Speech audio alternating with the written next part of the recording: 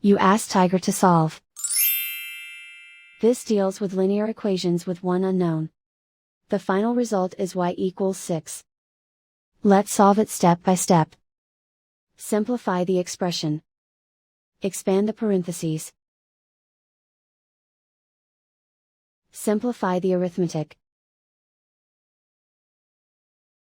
Group all constants on the right side of the equation.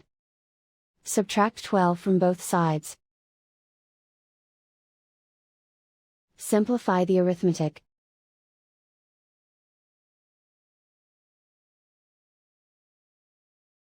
Isolate the y. Divide both sides by -3. Cancel out the negatives. Simplify the fraction. Cancel out the negatives. Find the greatest common factor of the numerator and denominator. Factor out and cancel the greatest common factor. And so the final result is y equals 6.